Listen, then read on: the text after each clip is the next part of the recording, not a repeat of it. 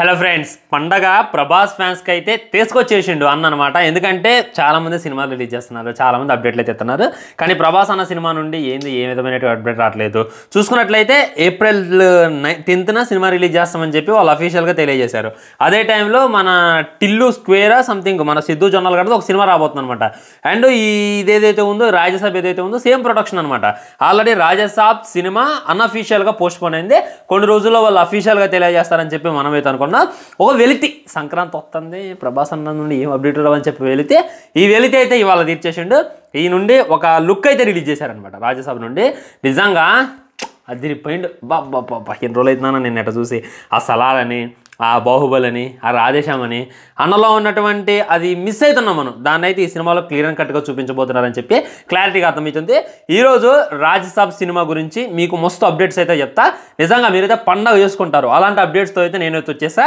నేను మన మారుతి గారి interview, Thaman interview and movie అఫీషియల్గా కొన్ని లీకేజెస్ బట్టి సినిమా ఎలా ఉండొచ్చు అనేటటువంటిది క్లారిటీగా క్లుప్తంగా ఈరోజు ఈ వీడియోలో మాట్లాడుకునేటటువంటి ప్రయత్నం చేద్దాం ఫ్రెండ్స్.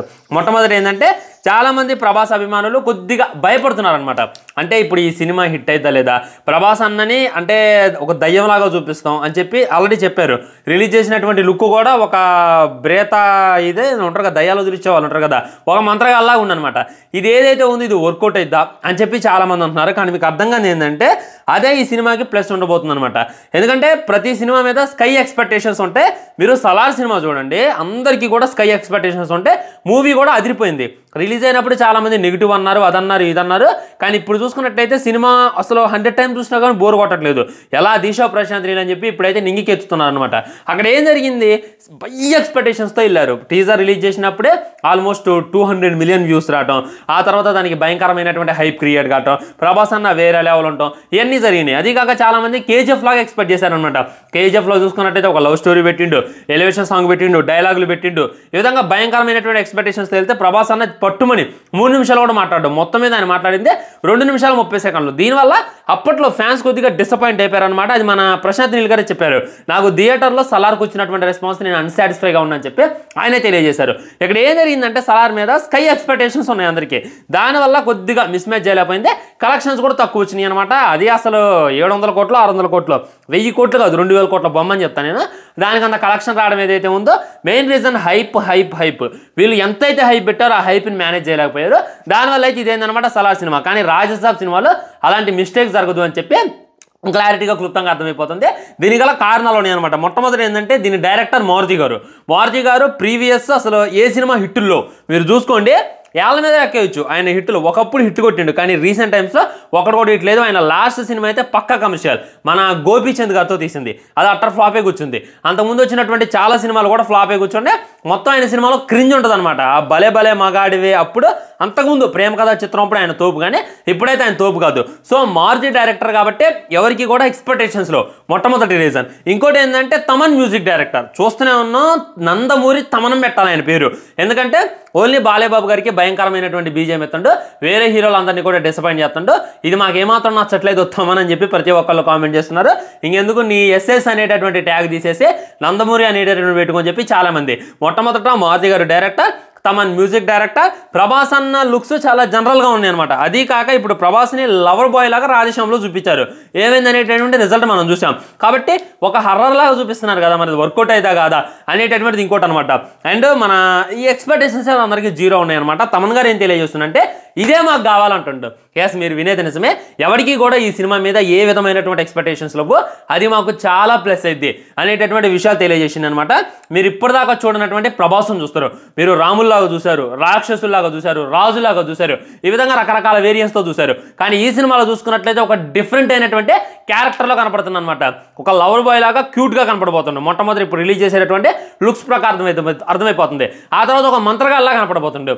మంత్రగాడు అని అన్నాడంటే వాము ఇదేదో జాతకాలు చెప్పేదానిలాగా అప్పుడే ఫట్ అయింది, మరి ఇదేమైంది అనేటటువంటిది కూడా ప్రభాస్ ఫ్యాన్స్కి అయితే మైండ్లో ఉంది. ఇవన్నీ కూడా వీళ్ళు ప్లేస్ చేసుకోబోతున్నారు. ఇప్పుడు మన దగ్గర సినిమా ఎంత ఉద్దవలగా అన్నా కానీ 100 కోట్లు ఎక్కువ భయ్యా. 2 తెలుగు రాష్ట్రాల్లో కలిపి 200 కోట్లు రావడం అయితే కాకుండా, కానీ వీళ్ళు టార్గెట్ చేసింది ఏంటంటే నార్త్ అనమాట. నార్త్ సైడ్ మీరు చూసుకోండి అయితే మెసేజ్ ఓరియంటెడ్ సినిమాలు బ్లాక్ బస్టర్ అవుతున్నాయి. ఒక మంచి మెసేజ్ ఇచ్చి ఒక మంచి మోటివేషన్ ఇస్తే భయంకరంగా హిట్ అయితే, లేదా యాక్షన్ సీన్స్ అసలు వాళ్ళు ఇష్టపడట్లేదు ఈ మధ్యన, ఎందుకో సరిగ్గా చూడట్లేదు కూడా యాక్షన్ సినిమాలు. వాళ్ళకి మరి ఏమి ఇప్పిందో నాకే తెలియదు. ఆ తర్వాత ఇంకోళ్ళు భయంకరంగా ఇష్టపడేదే హర్రర్ సినిమాలు. ఒకసారి అర్థం చేసుకోండి, మన తెలుగులోనే హర్రర్ సినిమాలు తోపంటాయి. According to Bollywood, according to north మూవీస్తో మీరు కంపారిజన్ చేయండి, తెలుగులో నెక్స్ట్ లెవెల్ ఉంటాయి హర్రర్ సినిమాలు. మన మసూదా సినిమాని పాన్ ఇండియా రేంజ్లో రిలీజ్ చేసి అక్కడ రిలీజ్ చేసి ఎట్టాడేది ఒకసారి ఇమాజిన్ చేసుకోండి. ఉదాహరణకు నేను మాట్లాడుతున్నా, స్త్రీ సినిమా ఉంది, స్త్రీ సినిమా బ్లాక్ బస్టర్ అయింది, స్త్రీ 2 తీశారు, అది ఇంకా బ్లాక్ బస్టర్ అయింది. కానీ హర్రర్ ఎలిమెంట్స్ ఏం చావు ఆ సినిమాలో. ఏదో ఉందంటే ఉంది, బాగుంటుంది కాదంటారా, కానీ అంత భయపడేంత అయితే మనం ఏముండదు. Comparing to Masooda, comparing to Kanchana, మన రాఘవ లారెన్స్ గారు తీసే దాంట్లో సగం కూడా ఉంటుందో. వాళ్ళ పల్స్ ఏంటంటే హర్రర్ సినిమాలు. హర్రర్ సినిమాలు అంటే చాలు వాళ్ళు నెత్తిన పెట్టుకుంటారు, ఏమాత్రం ఆలోచించకుండా భయంకరంగా వచ్చేస్తారు. దీన్ని అయితే వీళ్ళు ప్లస్ చేసుకోబోతున్నారు. ఎస్, ఇందులో హర్రర్ సీక్వెన్స్లు ఫుల్గా ఉంటాయంట. ఒక దయ్యం ఉంటుందంట, ఆ దయ్యం ప్రభాస్ నేర్పిస్తుందంట. ప్రభాస్ ఒక మంత్రగాల్లాగా ఉంటాడంట, ఆ దయ్యాన్ని కూడా నేర్పిస్తాడంట. ఒకవైపు మంత్రగాల్లాగా నటిస్తాడు, ఒకవైపు తన ఒక సైకాలజీ డాక్టర్ అంట. అంటే మనుషులకు దయ్యాలు పడతాయి కదా, వాటన్నిటిని కూడా వదిలిస్తాను అనమాట. సో వదిలిచ్చేటటువంటి క్రమంలో పుట్టేటటువంటి కామెడీ అయినా అండ్ ఆ దయ్యం చూపించేటటువంటి హర్రర్ సీన్లు అయినా ఇవన్నీ కూడా నెక్స్ట్ లెవెల్ ఉండబోతున్నాయి అనేటటువంటిది అర్థమవుతుంది. అండ్ తమన్ గారు ఏం తెలియజేసిందంటే ఈ సినిమాలో మొత్తం 3 సాంగ్లు ఉంటాయంట. మొట్టమొదట ఎలివేషన్ సాంగ్ చాలా రోజులు అవుతుంది ఇంట్రడక్షన్ సాంగ్ చేసి, నాకు తెలిసి ఇప్పట్లో ఎప్పుడు చేయలేదు. అప్పుడెప్పుడు బాహుబలి ముందు ఇంట్రడక్షన్ సాంగ్ ఉండే అనమాట. ఉదాహరణకి అమ్మ లేడు అయ్యా లేడు అని చెప్పే సాంగ్ ఉంటుంది కదా ఏక్ నిరంజన్, ఆ తర్వాత అంత ఎంట్రీ సాంగ్ లేదు. మళ్ళీ రెబల్లో కూడా ఎంట్రీ సాంగ్ ఉండదు అనుకుంటా. కానీ ప్రభాస్ ఒక సోలో సాంగ్ చేయబోతుండు. దీనికోసం అందరూ కూడా ఇగ్గల్లి వెయిట్ చేస్తున్నారు, ఎందుకంటే సోలో సాంగ్ నెక్స్ట్ లెవెల్ ఉంటుంది అని చెప్పి మన తమన్ గారు తెలియజేసిండు. ఆ తర్వాత హర్రర్ సాంగ్ ఉంటుందంట. హర్రర్ సాంగ్ కోసం అంటే చాలా కష్టపడ్డారంట. రీసెంట్గా కొన్ని క్లిప్స్ కూడా బయటకు వచ్చినాయి, అంటే సాంగ్ లీక్ అయింది అని చెప్పి కొన్ని క్లిప్స్ అయితే బయటకు వచ్చాయి. అందులో అయితే నెక్స్ట్ లెవెల్ ఉంది. ఈ హర్రర్ సాంగ్ కూడా ఇంకో విధంగా ఉండబోతున్నారంట. ఆ తర్వాత 3 హీరోయిన్స్తో కూడా ఒక సాంగ్ను ప్లాన్ చేశారంట. ఇది కూడా నెక్స్ట్ లెవెల్ ఉండబోతుంది అనమాట. సో హీరోయిన్తో స్టెప్ వేసి చాలా రోజులు అవుతుంది. ఈసారి హీరోయిన్ 3 హీరోయిన్లతో ఆ మనోహరి సాంగ్ని ఏమైనా రీప్లేస్ చేస్తారనేటటువంటిది వెయిట్ చేసి చూడాలి.